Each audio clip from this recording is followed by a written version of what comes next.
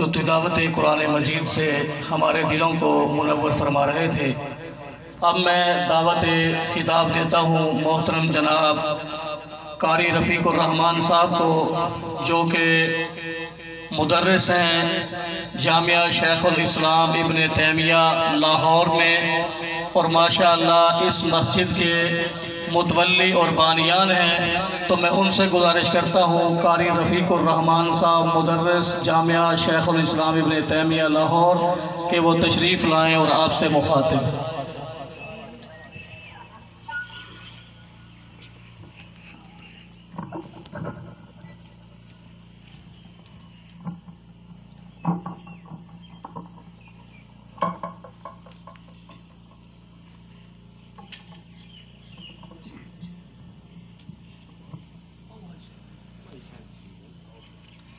السلام علیکم ورحمۃ اللہ وبرکاتہ۔ ان الحمد للہ نحمده ونستعینه ونستغفره ونعوذ باللہ من شرور انفسنا ومن سیئات اعمالنا، من يهده الله فلا مضل له ومن يضلله فلا هادي له، وأشهد أن لا إله إلا الله وحده لا شريك له، وأشهد أن محمدًا عبده ورسوله، أما بعد فإن خير الحديث كتاب الله، وخير الهدي هدي محمد صلى الله عليه وسلم، وشر الأمور محدثاتها وكل محدثة بدعة، وكل بدعة ضلالة، وكل ضلالة في النار۔ أعوذ بالله السميع العليم من الشيطان الرجيم، من همزه ونفخه ونفسه، بسم الله الرحمن الرحيم، وما خلقت الجن والانس الا ليعبدون۔ مسلمان بھائیوں، بزرگوں، اللہ رب العزت جو ہر عیب اور نقص سے پاک اور ہر تعریف کے لائق جو ذات ہے وہ اللہ کی ذات ہے۔ مختصر حمد کے بعد درود و سلام امام کائنات امام الہدیٰ جناب محمد الرسول اللہ صلی اللہ علیہ وآلہ وسلم کی ذات اقدس پر، جن کو اللہ رب العزت نے ہماری ہدایت و رشد کے لیے مبعوث فرمایا، اور نبی علیہ السلام نے اس کا پورا حق ادا کیا۔ مفسرین لکھتے ہیں کہ صحابہ کرام کہا کرتے تھے کہ نبی علیہ السلام نے ہماری پوری رہنمائی فرمائی، حتیٰ کہ آسمان اور زمین کے درمیان اڑنے والے پرندوں کے متعلق بھی ہمیں پوری طرح آگاہ فرمایا، اور نبی محترم جناب محمد الرسول اللہ صلی اللہ علیہ وسلم کی سیرت پر آج کا یہ پروگرام منعقد کیا گیا ہے۔ یقیناً ہمارے نبی محمد الرسول اللہ صلی اللہ علیہ وآلہ وسلم اللہ کے بعد سب سے اعلیٰ و افضل ہیں۔ بعد از خدا تو ہی بزرگ قصہ مختصر کہ اللہ کے ذات کے بعد اگر کسی کا مقام و مرتبہ ہے تو وہ محمد الرسول اللہ صلی اللہ علیہ وسلم کی ذات اقدس ہے۔ مسلمان بھائیوں، اس موضوع پر علماء مدعو کیے گئے، وہ خطاب کریں گے میں صرف ابتدائی طور پر چند ایک باتیں آپ کی گزارش کرنا چاہتا ہوں۔ مسلمان بھائیوں، اللہ کی ذات وحدہ لا شریک ہے، اور جو اللہ رب العزت کرنا چاہیں، جو فیصلہ اس دنیا میں نافذ کرنا چاہیں، اللہ کے فیصلے کو کوئی روک نہیں سکتا۔ اور اللہ تعالی جو چاہتے ہیں، جس طرح چاہتے ہیں، اس دنیا کے اندر اپنا حکم نافذ فرماتے ہیں۔ اللہ رب العزت نے ویسے تو کئی ہزار مخلوقات پیدا کی، لیکن جن اور انسان ایسی مخلوقات ہیں جن کو اللہ رب العزت نے اپنی عبادت کے لیے خاص فرمایا ہے، اور انسان وہ مخلوق ہیں جن کو اللہ رب العزت نے بڑا مرتبہ اور شان عطا کیا ہے۔ اور اللہ رب العزت نے قرآن مجید میں اس امت کی فضیلت کا تذکرہ بھی خود فرمایا کہ کنتم خیر امت اخرجت للناس، کہ تم بہترین امت ہو، اور یہ بھی بتلا دیا کیوں بہترین امت ہو، کہ لوگوں کو نیکی کا حکم دیتے ہو اور برائی سے روکتے ہو۔ بہرحال یہ امت بڑی فضیلت اور مرتبے والی ہے، لیکن آج یہ انسان اپنا مقام اور مرتبہ بھلا بیٹھا، اور انسان نے اس دنیا کو سب کچھ سمجھ لیا۔ آج انسان کے اوپر وہ وقت آیا ہے کہ انسان انسانیت سے گرا ہوا نظر آتا ہے۔ ظہر الفساد فی البر والبحر کسبت بما ایدی الناس، کہ دنیا کے اندر فساد ہی فساد نظر آتا ہے، خشکی ہو، تری ہو، غرض اس دنیا کے اندر جہاں بھی ہم جائیں فساد ہی فساد نظر آتا ہے۔ اس کی وجہ بھی اس آیت کے اندر اللہ رب العزت نے خود فرما دی کہ یہ انسان کی اپنی ہاتھوں کی کمائی ہے، اس کے اعمال کا نتیجہ ہے کہ انسان نے اعمال وہ کیے جو اس کے لائق نہیں تھے، جو اس کے شیان شان نہیں تھے، تو انسان پستی، ذلت اور گمراہی میں مبتلا ہو گیا۔ مسلمان بھائیوں، میں ایک احساس دلانے کے لیے آج ہم اپنا مقام اور مرتبہ سمجھیں کہ اللہ رب العزت نے ہمیں اپنی عبادت کے لیے خاص طور پہ پیدا کیا ہے کہ ہم اس مقصد کو سمجھ کر اپنی زندگیوں کو، اپنے لیل و نہار کو، اپنے دن اور رات کو اللہ کی عبادت کے اندر گزاریں۔ ہم اس دنیا کے اندر سب سے اعلیٰ و افضل بن جائیں گے۔ اور اگر ہم قرون اولیٰ کے لوگوں کو دیکھیں، صحابہ کرام کی زندگیوں کو دیکھیں کہ جب یہ مسلمان ہوئے، کلمہ پڑھا، اپنے آپ کو کس طرح اسلام کے اندر داخل کیا، اپنی سوچوں کو بدل دیا۔ امیر المومنین حضرت عمر فاروق رضی اللہ تعالیٰ عنہ وہ عظیم شخصیت ہیں۔ ان کے اسلام لانے سے پہلے کی سوچیں یہ تھی، ان کی نظر میں اونٹ، کیونکہ اس دور کے اندر سب سے اچھی سواری اونٹ ہوا کرتے تھے۔ 100 اونٹوں کے لالچ میں امام کائنات کو قتل کرنے کے ارادے سے نکلتے ہیں۔ سب سے بڑی سوچ یہ تھی مجھے 100 اونٹ مل جائیں اور میرے پاس دنیا کی سرداری ہو۔ لیکن جب اسلام لے آئے، لوگ پوچھتے ہیں اے عمر، آپ کی سب سے बड़ी सोच और सबसे बड़ा इरादा किया है। उमर फारूक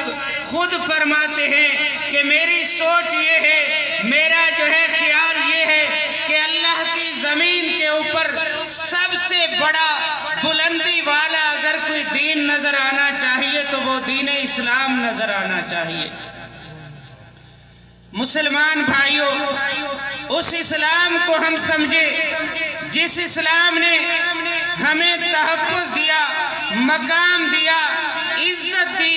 और दुनिया के अंदर हमें सबसे आला व अफजल बनाया। हम उस इस्लाम को समझ कर उस इस्लाम के मुताबिक अपनी जिंदगियों को गुजारें। और अल्लाह रब्बुल इज्जत ने खुद कुरान मजीद के अंदर फरमाया, इन्नद्दीना इंदल्लाहिल इस्लाम, कि अल्लाह के नज़दीक अगर कोई दीन है तो वो दीन इस्लाम है। मुसलमान भाइयों, हम उस इस्लाम को सीखें और अपनी जिंदगियों में इस्लाम को अपनाएं। अपने इस 5-6 फुट के अंदर जो अल्लाह ने हमारी जसामत बनाई है, हम अपने जिस्म को इस्लाम के सांचे में ढालें और हम सबसे अजीम बन जाएंगे। मुसलमान भाइयों, इस वक्त इंसान इंसानियत से घिरा हुआ इसलिए नजर आता है कि इसने अपना मकाम व मर्तबा पहचाना ही नहीं है। और आज वो वक्त है कि मैं 15-16 साल की अरसे में मदारिस के अंदर पढ़ाने का भी अल्लाह रब्बुल इज्जत ने मौका दिया और साथ ही स्कूलों के अंदर पढ़ाने का भी मौका दिया। अभी भी मैं एक स्कूल के अंदर भी पढ़ा रहा हूँ। खदीजतुल कुबरा इस्लामी स्कूल है, लेकिन इस वक्त तलबा की हालत, नौजवानों की हालत वो है जिनको अपनी जिंदगी का शऊर ही नहीं है। अल्लाह की कसम है कि मैं तलबा को लेक्चर देते हुए मुख्तलिफ मौज़ूआत पर जब बातचीत होती है, उनसे मैं हम कलाम होता हूँ, उन्हें इस्लाम के बारे में बुनियादी तौर पे बतलाया जाता है। और वो नौजवान जो छोटे बच्चों की बात नहीं है, मैट्रिक और एफए की तालीम हासिल करने वाले, अपनी जवानी की उम्र गुजारने वाले, जब इनसे बात होती है और ये मुझे तन्हाई में आके मिलते हैं, कहते हैं सर जी आपने ये जो बातें की है वल्लाह के आज से पहले हमें पता ही नहीं था, हमें इल्म ही नहीं था।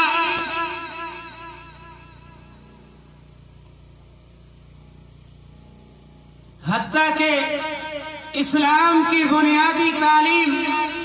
पाकीज़गी, तहारत अपनी जिंदगी के अंदर इंसान ने अपने इस जिस्म को पाकीज़ा रखना है और अपनी रूह को भी पाकीज़ा रखना है। और इस अपने जिस्म को पाकीज़ा रखने का भी नौजवानों को इल्म नहीं है। इस्लाम से दूरी का आलम यह है कि नमाज, रोज़ा ये बुनियादी चीज़ें हैं, इनका भी इल्म नहीं है। और इस बात का भी इल्म नहीं है कि हमने किस तरह अपने लैलो नहार गुजारने हैं, बिल्कुल ही नौजवानों को इल्म नहीं है। मुसलमान भाइयों, हम अपना मकाम व मर्तबा तब ही हासिल कर सकते हैं जब हम इस्लाम की बुनियादी तालीमात को सीखें, समझें और अपनी जिंदगी में उसको जगह दें कि अल्लाह रब्बुल इज्जत ने हमें इस दुनिया के अंदर भेजा है और क्यों भेजा है, उसके लिए अल्लाह रब्बुल इज्जत ने ہر دور کے اندر اپنے نبی اور رسولوں کو مبعوث فرمایا۔ اللہ رب العزت خود اپنے کلام مجید فرقان حمید کے اندر فرماتے ہیں وَلَقَدْ بَعَثْنَا فِي كُلِّ أُمَّةٍ رَسُولًا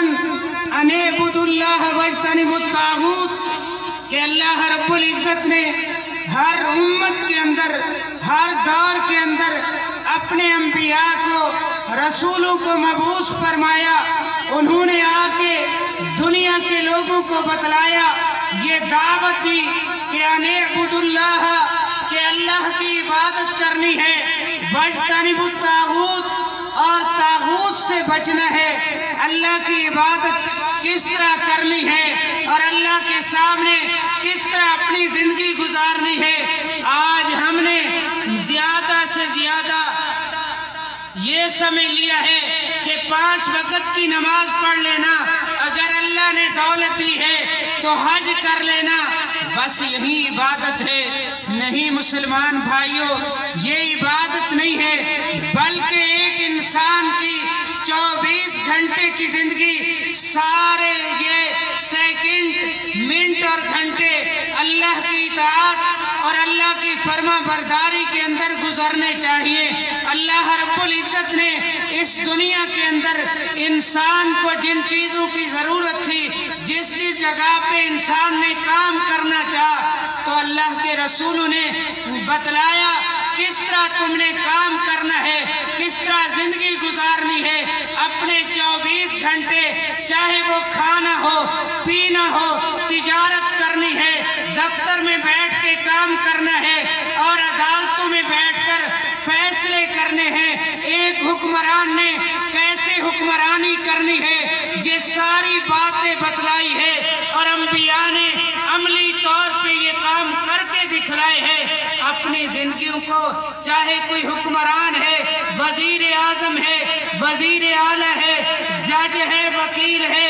غرض زندگی کے کسی شعبے کے اندر کام کرنے والا انسان ہے، اس کو نبی کائنات نے اور باقی انبیاء نے بھی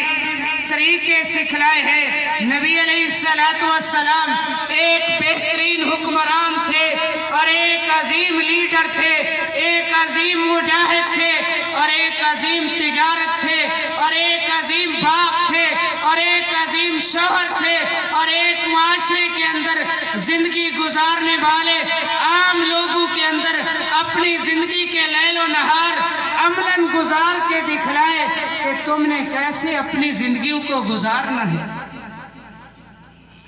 اور نبی علیہ السلام نے یہاں تک کہ ایک عام انسان کے ساتھ چلتے ہوئے کس طرح اس کے ساتھ سلوک کرنا ہے وہ بھی کر کے دکھلایا ہے، اور ایک حکمران بن کر اپنے حکمرانی کے فیصلے اور لوگوں کے سامنے، بڑے بڑے حکمرانوں کے سامنے اپنے فیصلے رکھے، اپنی زندگی کو رکھا،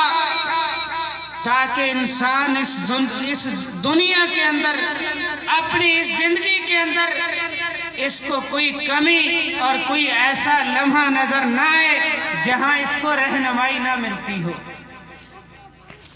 مسلمان بھائیوں، اللہ کی قسم ہے کہ نبی علیہ السلام کی زندگی کو پڑھیں کہ آپ صلی اللہ علیہ وسلم نے کس طرح ہمیں زندگی گزارنے کا طریقہ، سلیقہ سکھایا۔ امام کائنات صلی اللہ علیہ وسلم کے بارے میں بات کر رہا تھا کہ ایک انسان کے ساتھ چلتے ہوئے نبی علیہ السلام سفر میں ہیں، ایک صحابی ساتھ ہے، امام کائنات نے ایک درخت سے ایک ٹہنی توڑی اور اس سے 2 مسواک بنائے، جو اچھا مسواک تھا دوسرے ساتھی کو دیا اور جو اس سے ذرا کم تھا خود رکھا۔ وہ صحابی کہنے لگے میرے ماں باپ آپ پر قربان ہوں، آپ یہ مسواک رکھے۔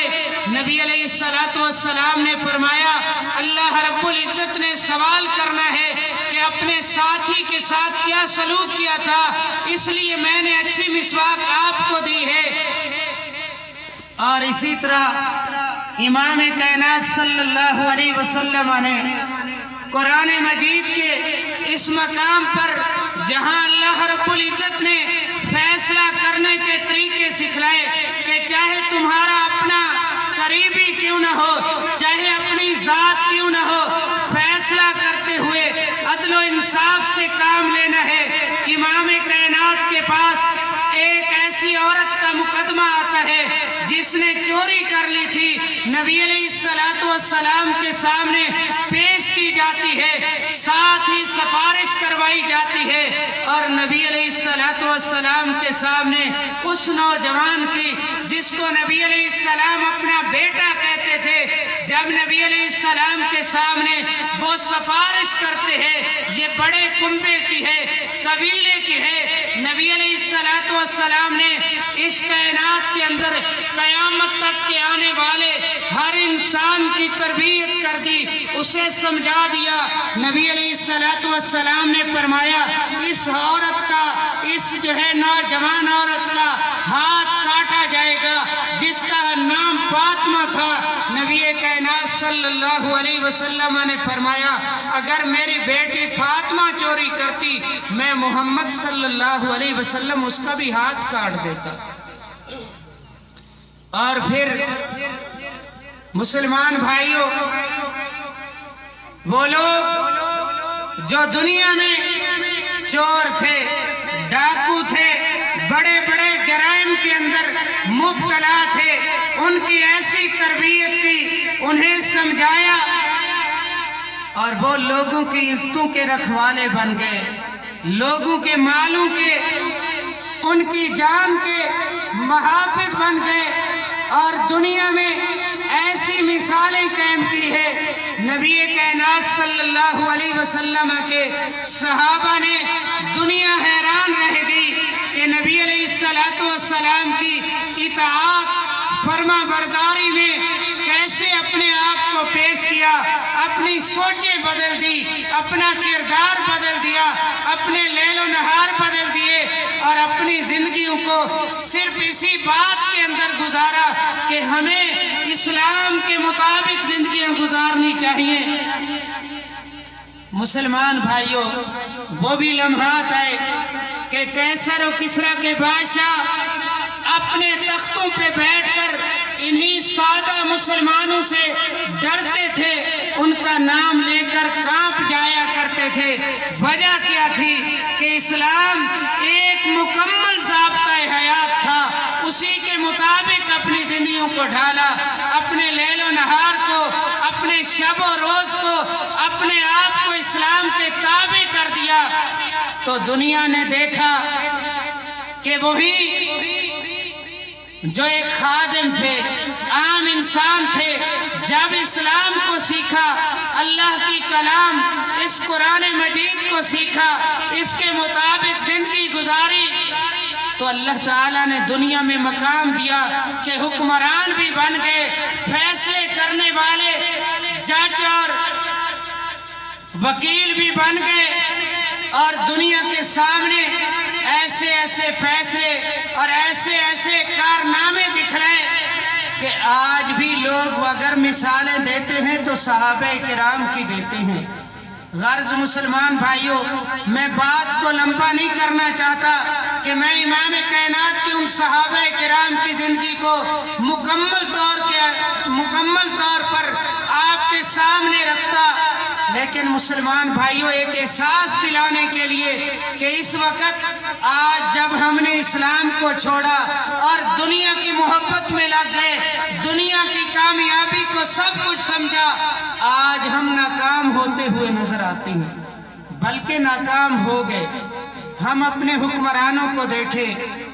کہ چاہے وہ کوئی بھی ہو، میں کسی ایک جماعت کی، ایک گروہ کی بات نہیں کرتا، اس وقت جو بڑی بڑی سیاسی طاقتیں ہیں ہمارے سامنے ہیں، لوگوں کے سامنے نہ تو ان کی کوئی عزت ہے، نہ کوئی مقام ہے، اور نہ ہی یہ دنیا میں ایسا نظام جو یہ بڑے بڑے دعوے کرتے ہیں لوگوں کے سامنے مثالیں قائم کر سکے، لوگوں کو عدل و انصاف دلا سکے، اس کی وجہ یہ ہے کہ انہوں نے اسلام سے ہٹ کر اور نظاموں پہ چلنے کی کوشش کی اور اپنے آپ کو کامیاب کہلوانے کے لیے بڑے بڑے دعوے کیے، پھر بھی کچھ نہیں کر سکے۔ مسلمان بھائیوں، صرف اور صرف اسلام وہ دین ہے کہ جس کو ہم دنیا میں نافذ کر کے اس دنیا کے اندر عدل و انصاف کا نظام قائم کر سکتے ہیں اور دنیا والوں کو ایک اللہ کی عبادت کے اندر لگا کے لوگوں کی عزتوں کو، لوگوں کے مالوں کو، ان کی عزتوں، ان کی جانوں کو تحفظ قائم کر سکتے ہیں۔ تو بہرحال مسلمان بھائیوں، میری مختصراً یہی دعوت ہے کہ ہم اسلام کو سیکھیں، نبی علیہ السلام کی سیرت کو پڑھیں اور اپنائیں۔ انشاءاللہ وہ وقت دور نہیں جب دنیا کے اندر مسلمان اپنا کھویا ہوا مقام پھر حاصل کر پائیں گے، ورنہ ذلت اور رسوائی اسی طرح ہمارا مقدر بنے گی۔ بہرحال میں ایک مقامی اور خود پروگرام سننے کے لیے آیا تھا تو ساتھیوں کی ایک محبت کی وجہ سے چند ایک باتیں کی۔ بہرحال اللہ رب العزت ہمیں دین اسلام کے مطابق اپنی زندگیوں کو گزارنے کی توفیق دے، اور واحد ایک دین اسلام ہے جو ہمیں اس دنیا کے اندر عزت، مقام اور اس دنیا کے اندر رفعت اور بلندیاں دے سکتا ہے، ورنہ ہم ناکام ہوں گے۔ ہم سب جو ہے نبی علیہ السلام کی سیرت کو پڑھیں، قرآن کی تفسیر کو پڑھیں۔ یہ قرآن مجید بڑی اعلیٰ کتاب ہے، آج ہم نے صرف اس کو تویزوں کے لیے یا برکت کے لیے رکھا ہے، کوئی قرآن کو سیکھتا نہیں ہے، قرآن کو سیکھ کر اس پر عمل کرنے کی کوشش نہیں کرتا، تو ذلت اور رسوائی میں ہم مبتلا ہوتے جا رہے ہیں۔ وآخر دعوانا الحمدللہ رب العالمین۔